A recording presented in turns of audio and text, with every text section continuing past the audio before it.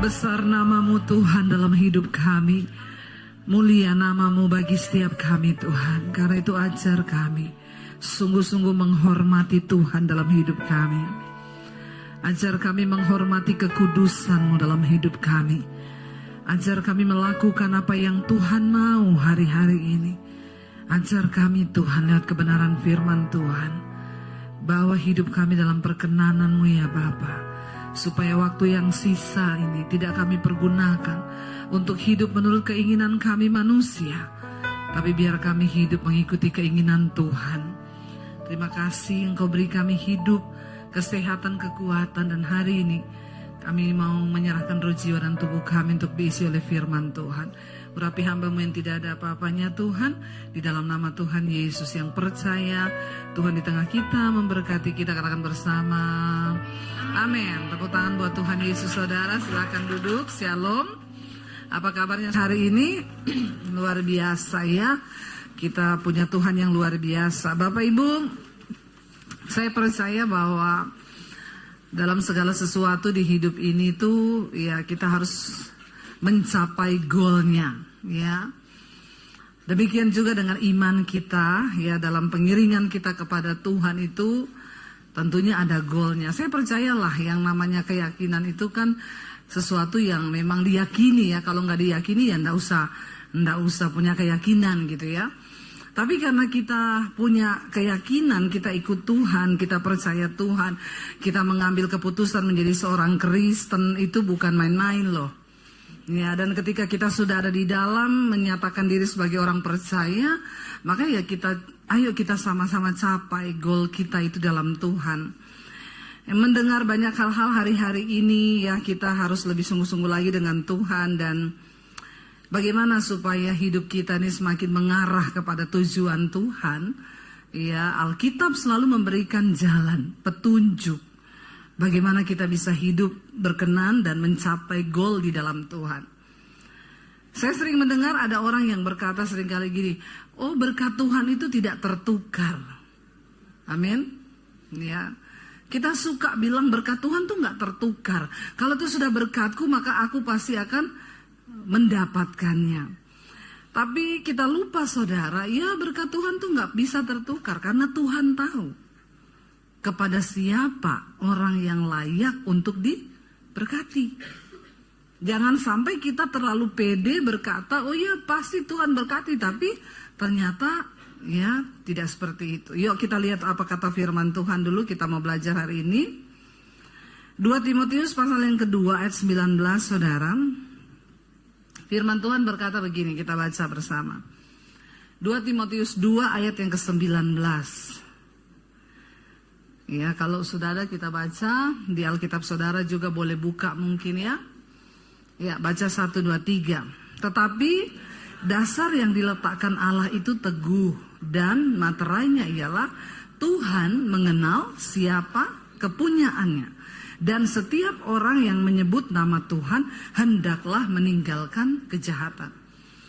Berkat Tuhan tidak tertukar, tapi ingat Tuhan juga tahu siapa milik kepunyaannya.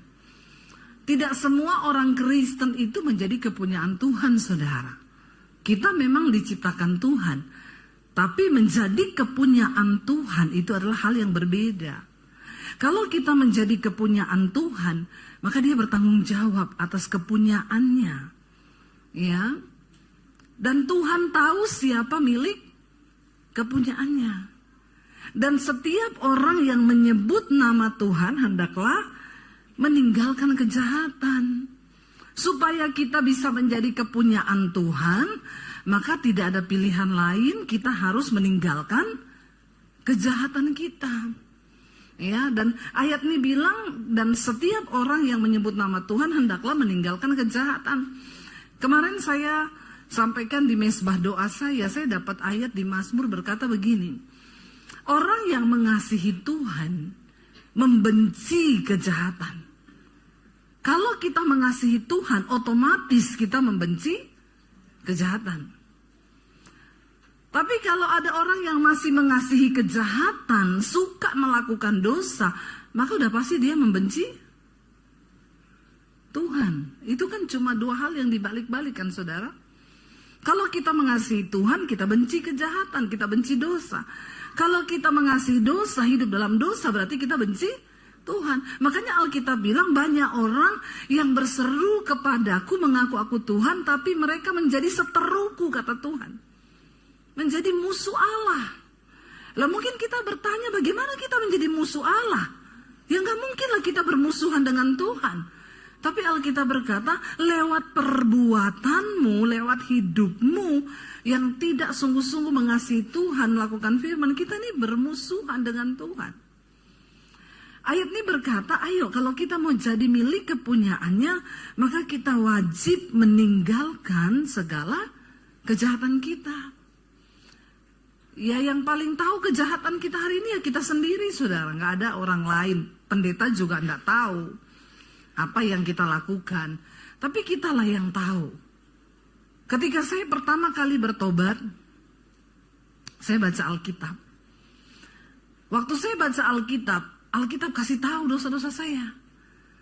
Iya, ketika saya baca, saudara, apa yang Rasul Paulus tulis tentang di Roma, keinginan daging, keinginan roh.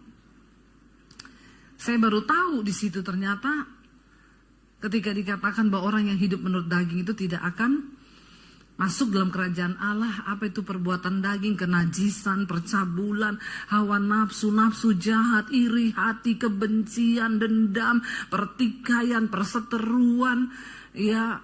Dan itu semua ada dalam daging kita. Ketika saya baca itu, waduh, ini semua ternyata dalam diri saya. Waduh, betapa banyak sekali saya ini, banyak banget dosa ternyata. Nah, apa yang saya lakukan, saudara, ketika saya mulai tahu saya ini banyak dosa? Ayat ini berkata, barang siapa yang menyebut nama Tuhan, maka dia harus meninggalkan kejahatannya. Yaitu itu keputusan kita untuk meninggalkan dosa.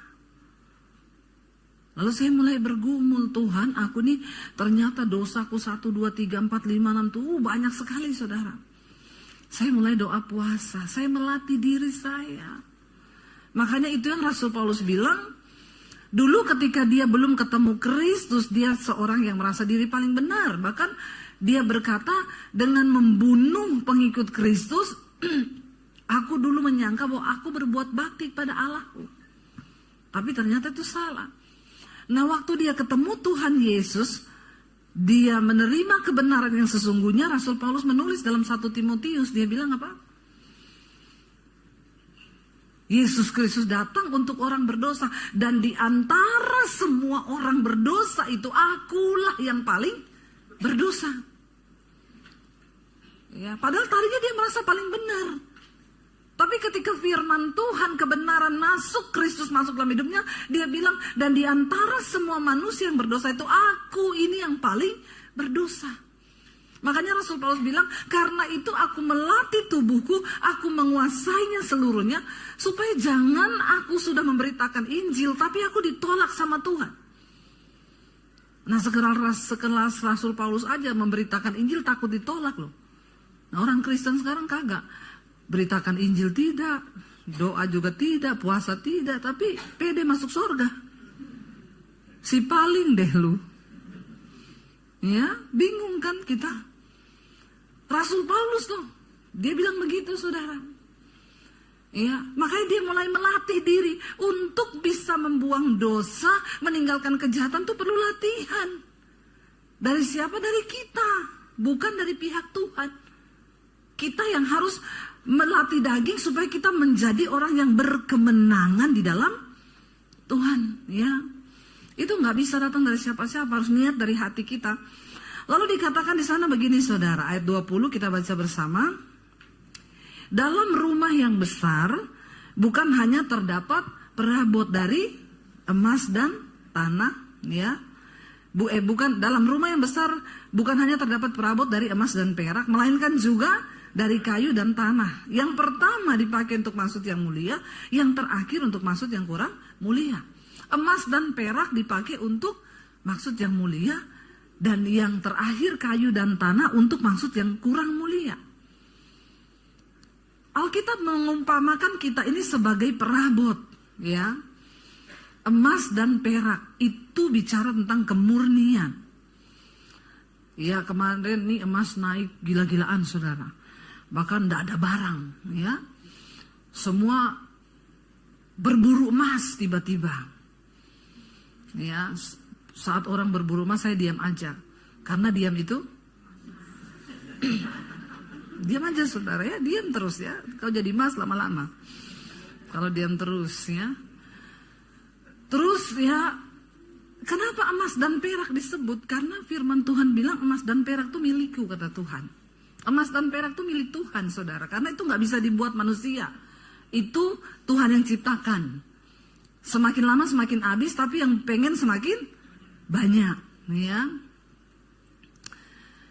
Dan untuk bisa mendapatkan emas murni sampai dia jadi antam begitu, saudara, itu ternyata tidak mudah. Saya ke Freeport, ya, diundang pelayanan di Freeport, diajak masuk ke tambang, saudara. Saya lihat tuh pasir-pasir hitam, saya bilang, emasnya mana? Itu bu, kenapa emas hitam begitu? Ya itu kan belum diolah. Itu masih pasirnya. Bayangan saya kan kuning gitu ya. Kita langsung lihat kuning. Enggak ternyata. Dia bilang justru pasir yang banyak hitam itu banyak emasnya bu. Nanti itu pasir disaring, diolah, nanti dibakar, dilelehkan. Di dalam suhu yang begitu panas emas itu mulai mencair dan terpisah antara emas murni dengan kotoran-kotoran. Menjadi perabot emas itu enggak gampang dan tidak enak saudara. Tapi itu dicari Tuhan loh. Kita ada di tengah zaman yang semakin tidak pasti. Ya, dan rasanya nggak ada yang bisa jamin kepastian di hidup kita. Apa yang harus kita lakukan? Jangan stres. Memang Alkitab harus digenapi bahwa di akhir zaman akan datang masa yang sukar. Itu nggak bisa dirubah. Saudara mau doakan ini dunia semakin baik, kagak bisa. Mau didoakan seperti apa saudara puasa? Nggak bisa, karena Alkitab sudah tulis memang di akhir zaman akan datang masa yang sukar. Nanti mulai terjadi krisis, terjadi ini, itu sudah ditulis. Tapi Alkitab menjamin satu hal, akan ada perbedaan antara orang yang sungguh-sungguh mencari Tuhan dengan yang tidak. Untuk semua usaha itu ada upah saudara. Ya, ada upah. Nggak mungkin biasa-biasa toh, itu nggak mungkin. Kalau saudara jadi Kristen yang berbeda, itu juga Tuhan tahu kok. Makanya ayat tadi bilang Tuhan tahu siapa milik kepunyaannya. Kita nggak usah mau berkoar-koar, mau sok rohani ya toh. Kesandung sendiri, haleluya. Rohani sekali kau. Ya, biar cuma kucing jahat lewat, wow, oh Bapa darah Yesus. Udah kayak, ya bener-bener penghuni surga, si paling itu. Ya, perkara rohani itu nggak terlihat dari kata-kata kita yang sok rohani begitu. Tuhan menilai hidup kita. Iya, dan itu tanggung jawab pribadi kita, dan itu adalah urusan pribadi kita dengan Tuhan. Pendeta nggak bisa paksa saudara, orang tua nggak bisa paksa, ya itu keputusanmu. Di dunia yang semakin tidak menentu ini saudara, kemarin saya baca Jepang menemukan membuat robot pengganti dokter untuk operasi, AI. Lebih pintar sekarang AI. Nah dokter-dokter nih mulai ketar-ketir ini karena banyak yang mulai diganti dengan robot saudara. AI bisa mendeteksi kanker dalam waktu hanya berapa jam. Ya saya baca tuh, AI bisa operasi ini. AI kemarin saya operasi batu ginjal. Ya, ibu mau pilih BPJS atau AI? BPJS dibelah, AI tidak ada luka. Ya, tapi harganya juga AI. AE gitu ya. Tapi canggih saudara, benar-benar canggih. Ya, makanya saya 3 hari habis operasi ke Israel saya. Orang bingung, ibu habis operasi batu ginjal? Iya. Ya, terus ibu kok bisa AI? Ya kan? AI saudara. Dokternya cuma kendalikan dari komputer aja. Tapi yang saya lihat kemarin itu dokter itu robot AI di Jepang di depan meja operasi loh. Ke depan semua akan mulai digantikan oleh AI, oleh robot. Ya, bahkan istri-istri kalau kau tidak becus sekarang robot di Jepang banyak sekarang pria-pria Jepang nikah sama robot. Ya, ada seorang pria dia udah 5 kali cerai. Sekarang terakhir dia nikah sama robot. Cantik, bener-bener kayak kulitnya wanita dan maaf robotnya disetting, didesain untuk bisa berhubungan intim loh. Lalu ditanya prianya, kenapa kamu nikah sama robot? Saya udah bosan sama perempuan, bikin pusing kepala. Cerewet, menuntut, begini-begini. Enak sama robot, nggak bisa ngomong. Dalam hati saya, belum aja kau lagi berhubungan robotnya korslet. Mati kau, kesetrum kau. Sakit jiwa ya. Ya tapi ini terjadi saudara. Ini perkembangan zaman. Ya. Sekarang ada yang bilang, Bu, pendeta juga ya di beberapa gereja di luar negeri yang khotbah sudah AI. Sekarang dokter ketar-ketir, pendeta ketar-ketir, yang pengangguran ini pada nggak ketar-ketir memang. Cari Tuhan kagak, hidup kudus kagak, santai aja lu dengan hidupmu. Si paling bertobat lo. Lu bener, lo Alkitab janji mau dunia berubah seperti apapun, orang yang membedakan diri, menyucikan diri, menguduskan diri, menjauhi kejahatan, itu akan ada perbedaan. Kenapa kita harus sungguh-sungguh mencari Tuhan, meninggalkan semua kejahatan, supaya kita menjadi milik kepunyaannya. Kita kalau punya milik kepunyaan kan kita tidak mungkin tidak bertanggung jawab dengan milik kita kan. Ya sebut aja saya punya anjing nih milik kepunyaan saya. Lah itu anjing saya lepas di grup di perumahan. Ini doginya siapa ya di taman. Saya sama suami ambil angka 1000 lari ke taman saudara. Wih dogiku. Ya kalau doginya orang, oh bukan milik kita biarin aja lah mau mati mau kecemplung got juga. Iya kan. Tapi karena punya kita. Ya kita kan sayang, kita bertanggung jawab dengan punya kita. Nah kalau kita Kristen tapi bukan kepunyaan Tuhan, buat apa? Jangan pede saudara, karena orang Kristen sekarang udah terlalu pede. Dia bilang, kan Yesus sudah mati untuk dosaku. Masa lalu, masa sekarang, masa yang akan datang. Pret. Ya, saya ini dulu bukan dari Kristen loh. Waktu saya kenal Tuhan Yesus, saya baca Alkitab loh. Waktu saya baca Alkitab, saya tahu dosa saya banyak loh. Saya berubah loh. Saya puasa loh. Waktu saya masuk gereja, saya lihat orang Kristen. Astaga Tuhan. Rasa-rasanya saya mau pindah lagi sama agama saya dulu. Lihat orang Kristen model begitu benar. Ke gereja. Ya, kelakuan lama tetap jalan. Selingkuh tetap, najis tetap, bersinah tetap, dugem tetap. Rokok tetap, mabok tetap, judi tetap. Apa bedanya? Nggak ada bedanya saudara. Iya, utang nggak bayar, dosa angkat tangan. Bertobat kau, bertobat ya. Makanya paling menakutkan kalau, hai sis, apa kabar, ingat aku? Horor itu. Horor. Saya balas nggak ingat, kebetulan saya kena amnesia. Loh kapan? Baru tadi malam. Ya, kenapa? Nanti utang nggak bayar. Kristen kelakuannya seperti itu. Ketika saya masuk dalam gereja, saya lihat model-model orang Kristen begitu, ya Tuhan. Tapi saya nggak mau peduli. Aku mau mengikuti firman Tuhan. Soalnya sekarang banyak orang Kristen cuma ke gereja tapi nggak pernah pendalaman Alkitab, nggak mau belajar tentang firman Tuhan. Mereka kursus semua bahasa dikursusin. Ya, bahasa Mandarin, bahasa Spanyol, bahasa Inggris, bahasa ini, kursus semua dia, kursus sombong ikut. Iya toh? Semua kursus diikuti. Tapi firman Tuhan nggak belajar. Benar puji Tuhan di gereja ini tadi saya lihat ada itu, ya bisa daftar untuk pendalaman Alkitab, ada passion bisa kumpul bareng-bareng. Nih ya, tolong ditayangkan iklannya. Nih, saudara penting tertanam dalam satu komunitas, saudara bisa bertumbuh di situ orang Kristen. Ini coba ya Bu, kalau saya izin panggil satu-satu dari ujung sini, tak tanya, jelaskan tentang penciptaan. Langsung pura-pura ke toilet. Pasti itu, ya. Saya tanya aja, ya, kenapa Yesus harus disalib? Pada nggak ngerti ini pasti. Puluhan tahun duduk di gereja kau. Si paling. Ya, benar nggak saudara? Padahal Alkitab bilang kamu harus siap sedia memberikan pertanggungan jawab tentang imanmu kepada orang lain. Terutama kepada mereka yang meminta pertanggungan jawab tentang iman itu.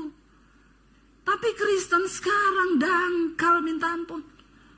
Makanya ketika ketemu jodoh, disuruh pindah agama lain, dah ada Tuhan Yesus. Saya sih sudah gak heran gitu kalau saya bilang Kristen ilegal.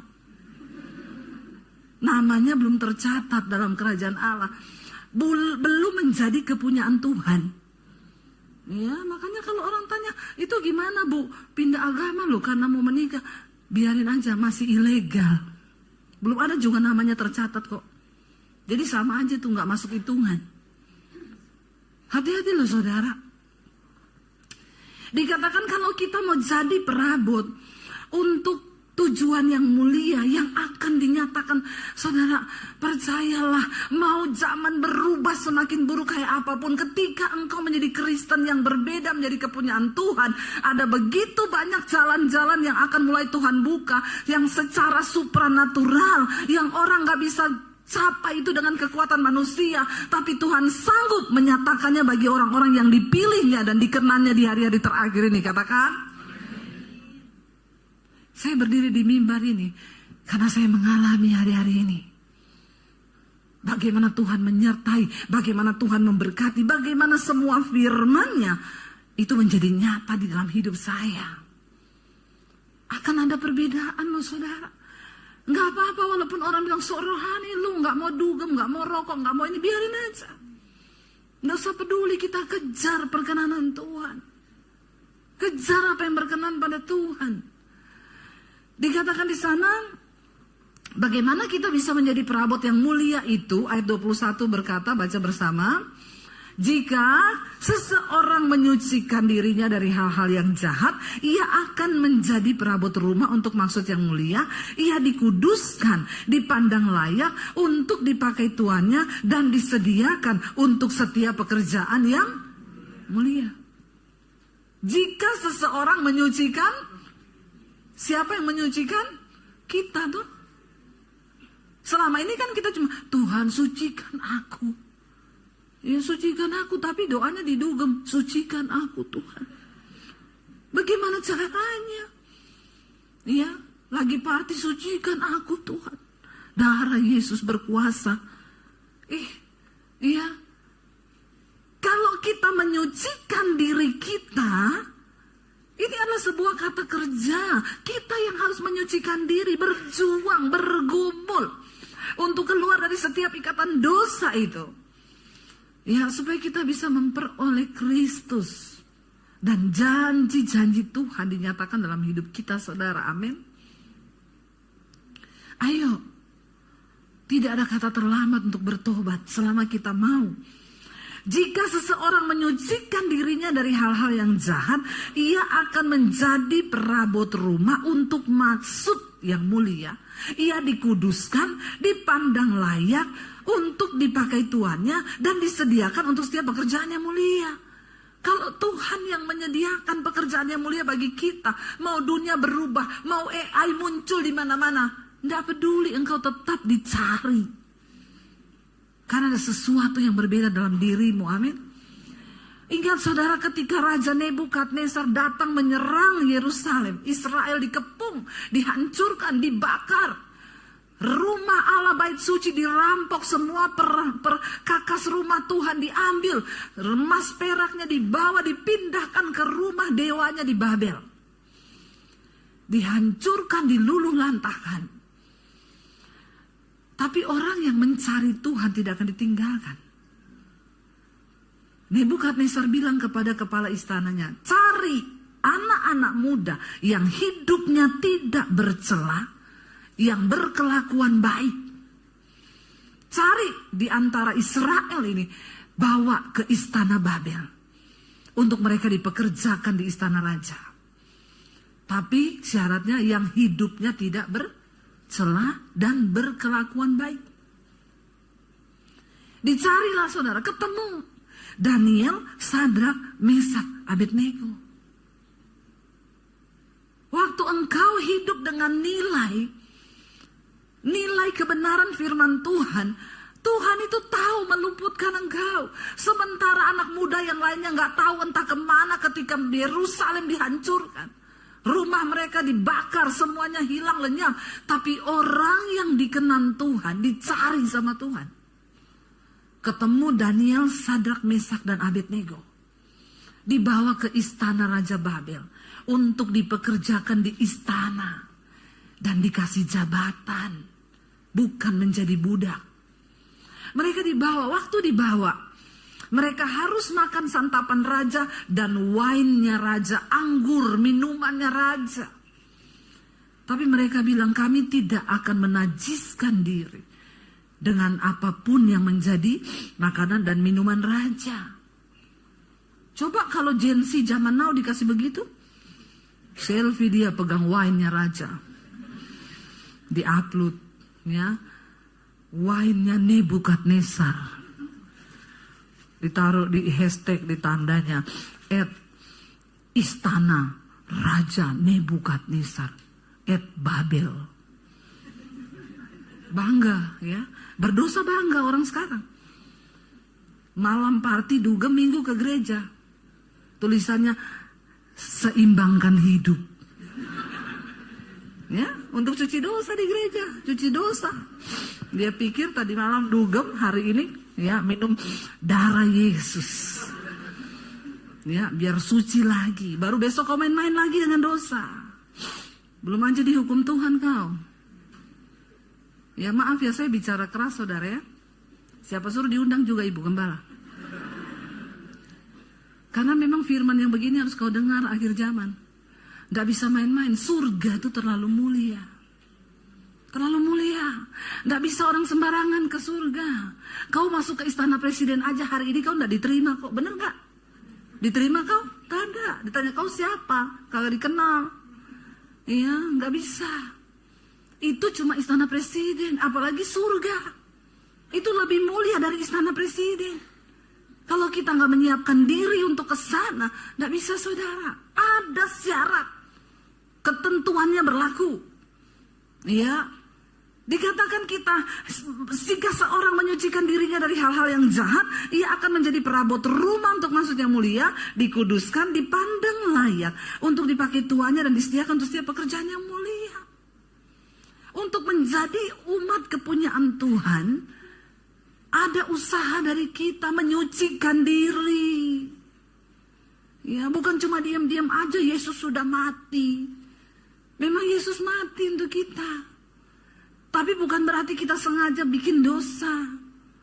Ya, waktu saya pertama kali bertobat, saya nggak langsung pengen, saya mau pelayanan, biar langsung naik mimbar. Kagak ada, nggak kepikiran saya.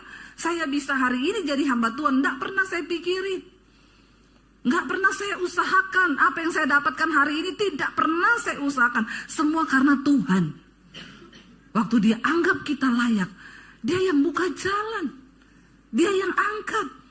Ya, saya tidak punya peralatan yang bagus. Saya tidak punya, ya orang tanya, Bu, Ibu tuh kalau live di YouTube ya setiap hari, pagi malam yang nonton puluhan ribu. Setiap malam 50.000, setiap pagi 75.000, tiap hari. Itu Ibu bagaimana? Saya nggak pernah iklan. Saya nggak punya peralatan ratusan juta atau miliar, nggak.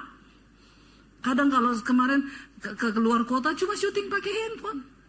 Ya, suami saya sudah duduk situ siap-siap, ya siap. Ya, mic-nya pakai iPhone, direkam, kirim, diupload.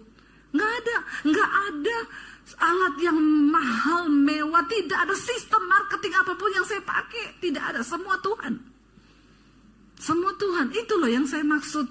Ya, sampai orang tuh bingung. Ya, teman saya pendeta, dia punya peralatan ratusan juta. Dia bilang, Bu, saya tuh bingung ya. Peralatan saya dicanggih, bukan gini, Bu. Saya syuting yang nonton 200.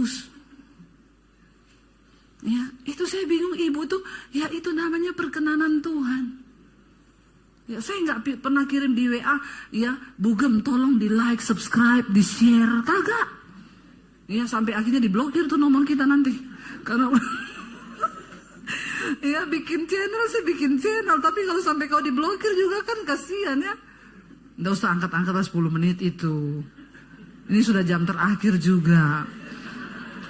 Kau angkat 10 menit, saya juga lihat itu ya, 10 menit itu ya. Tinggal 10 menit itu ya.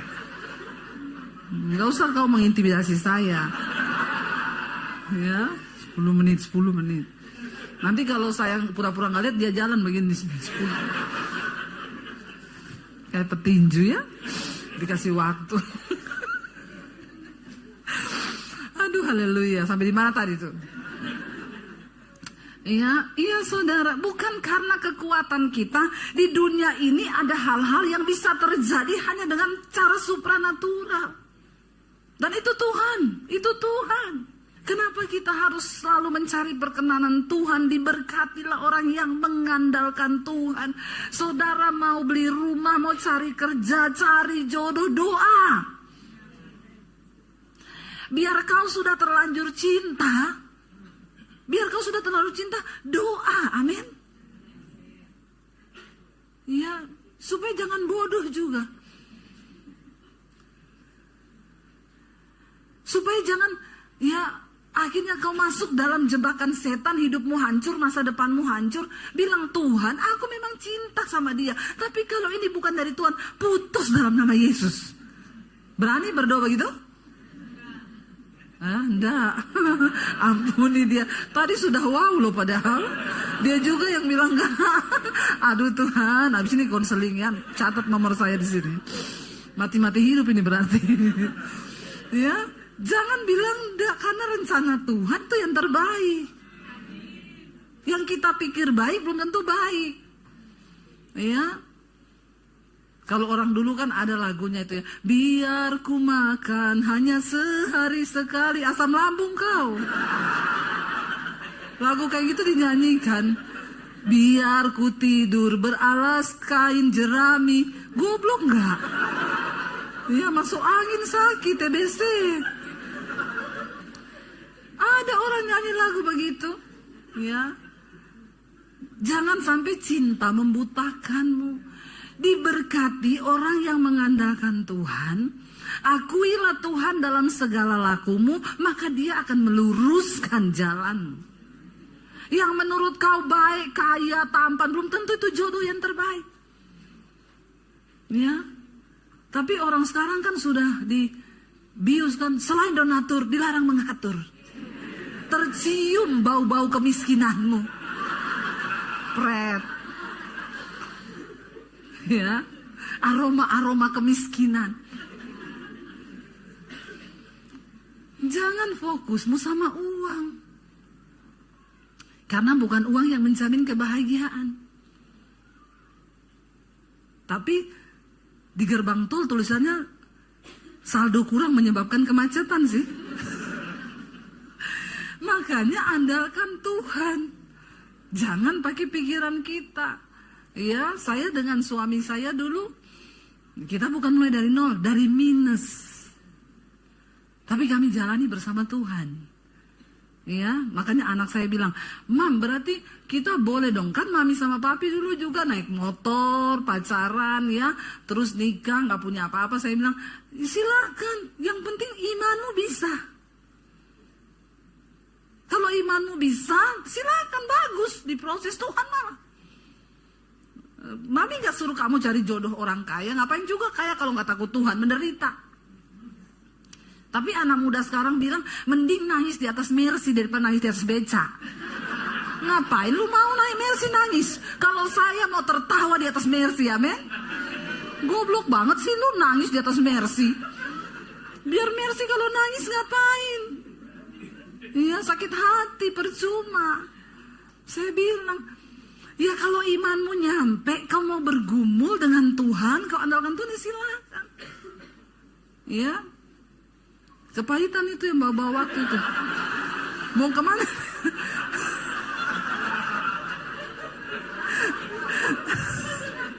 Karena sudah habis waktunya. Dia lapor ke Pak Yosua sana. Tidak usah kau lapor-lapor begitu. Saya juga tahu nanti saya selesai. Dengar suara rakyat ini. Lanjut ya. Anda puas, saya lemas ya. Saya udah 3 kali loh ini, kau baru datang. Haleluya saudara ya. Iya, jadi ya ayo kita berjuang bersama Tuhan supaya hidup kita ini menjadi perabot yang mulia.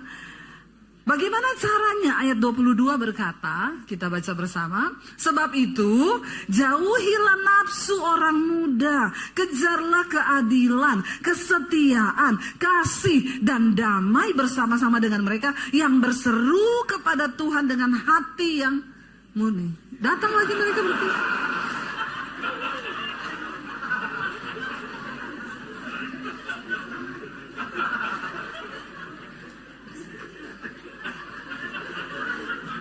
kita kuat-kuatan saja ya. Biarin kita lihat dia tahan berdiri berapa lama. Orang itu boyo tunggu saya panggil. Ini juga udah jam terakhir. Nggak ada batasan gedung ini sampai jam berapa kan Bugem? Ada batasan nggak sampai jam berapa? Mau pada pengen cepet pulang ini. Lanjut ya. Biarkan saja. Anggap nggak ada orang di sini. Dikatakan jauhi nafsu orang muda, kejar keadilan, kesetiaan. Ya, jauhi nafsu orang muda. Orang muda itu memang nafsunya tinggi, saudara. Ya, tidak terkendali kadang-kadang. Jangankan yang muda, tua-tua aja berjiwa muda ini banyak ini. Udah tua berjiwa muda bertobat loh. Ya, maunya sama yang muda-muda nih bapak-bapak ini. Tapi bertobat ya bapak-bapak ya. Jangan kau suka-suka gadis muda itu ya. Ingat umur bapak-bapak. Ya, kau kalau masih sehat mungkin bisa jadi sugar daddy. Tapi kalau udah tua kau kena diabetes jadi daddy sugar kau. Ya, bapak-bapak diabetes. Nanti yang rawat istrimu dan anakmu. Jadi jangan kau sakiti hati istrimu dan anakmu. Ya, takutnya kau tua sakit-sakitan dikasih sianida kau. Selesai loh. Jangan. Jauhi nafsu orang muda, kejar keadilan, kesetiaan, kasih, dan damai. Bersama-sama dengan mereka yang berseru kepada Tuhan dengan hati yang nurani, yang murni. Artinya apa? Tinggal dalam satu komunitas yang sehat. Dalam komunitas yang benar. Kau nggak bisa keluar dari dosa kalau kau tetap di komunitas yang salah. Dikatakan supaya, karena itu semua menimbulkan pertengkaran. Sedangkan seorang hamba Tuhan itu tidak boleh bertengkar. Siapa hamba Tuhan? Saudara dan saya. Hamba Tuhan itu bukan pendeta. Hamba Tuhan adalah orang yang tunduk kepada Tuhan. Itu hamba Tuhan. Orang yang tunduk sama Tuhan. Pendeta pun belum tentu hamba Tuhan. Kalau dia nggak tunduk sama firman, dia bukan hamba Tuhan. Walaupun dia pendeta. Tapi saudara, walaupun jemaat, kalau saudara tunduk sama Tuhan, saudara adalah hamba Tuhan. Bilang kanan kirimu, kau hamba Tuhan loh. Ya, dikatakan di sana, sedangkan seorang hamba Tuhan tidak boleh bertengkar, tapi harus ramah seorang terhadap yang lain, dan dengan lemah lembut dapat menuntun orang yang suka melawan. Sebab mungkin Tuhan memberi kesempatan kepada mereka untuk bertobat. Kita ini layani orang, saudara. Itu aja masih mudah-mudahan Tuhan masih beri dia kesempatan untuk tobat loh. Karena ada orang yang memang sudah ditakdirkan untuk binasa. Saking keras kepala, nggak mau tobat, orang itu ditentukan untuk binasa. Tapi Tuhan bilang layani aja. Kalau ada orang yang gak mau nurut, gak mau taat sama firman, layani aja. Siapa tahu dikatakan apa? Tuhan, sebab mungkin Tuhan memberikan kesempatan kepada mereka untuk bertobat. Dan memimpin mereka sehingga mereka mengenal kebenaran. 26, dan dengan demikian mereka menjadi sadar kembali karena terlepas dari jerat iblis yang telah mengikat mereka pada kehendaknya. Ada orang ditentukan untuk binasa karena diikat oleh iblis untuk tunduk pada kehendak iblis. Hati-hati. Kunci supaya kita mengalami perubahan. Menyucikan diri, datang sama Tuhan, buka hati dan bilang, ini aku Tuhan. Kalau kau ada dosa hari ini, akui dosamu. Supaya Tuhan ampuni, Tuhan beri kekuatan untuk kita ini hidup menjadi umat kepunyaannya. Kenapa? Mau dunia berubah sehebat apapun, orang yang menjadi kepunyaan Tuhan, engkau aman dalam perlindungan Tuhan. Amin. Bangkit berdiri bersama. Terima kasih Tuhan. Kami bawa hati kami hari ini, hidup kami, Tuhan yang tahu. Setiap kami pribadi lepas pribadi, engkau tahu Tuhan. Engkau tahu. Engkau yang lebih tahu kami daripada diri kami sendiri. Tuhan yang lebih tahu. Kami tidak perlu ngomong dosa kami apa, tapi Tuhan tahu. Dan sore ini kami terbuka di hadapan Tuhan. Engkau menilik kami Bapa. Engkau menilik setiap kami ya Tuhan. Darah-Mu yang sudah tercurah menyucikan dosa kami. Darah-Mu yang sudah tercurah menebus kami. Kami tidak ingin main-main Tuhan dengan kasih karunia Tuhan. Di hari-hari terakhir ini persiapkan kami jadi umat kepunyaan Tuhan. Umat Tuhan yang layak. Terima kasih Bapa. Kami mengucap syukur buat siang hari ini, buat kebenaran firman-Mu yang berikan kami kekuatan. Mari buka hati dan tangan-Mu saudara, terimalah kiranya berkat dari Allah Bapa, cinta kasih Tuhan Yesus Kristus, penyertaan Allah, Roh Kudus menyertai hidupmu mulai hari ini. Bahkan sampai kali yang kedua Tuhan Yesus datang menjemput kita semua, nama kita tercatat di dalam kitab kehidupan. Dalam nama Tuhan Yesus Kristus yang percaya diberkati Tuhan, mari katakan bersama, amin, amin, amin. Kau yang tegar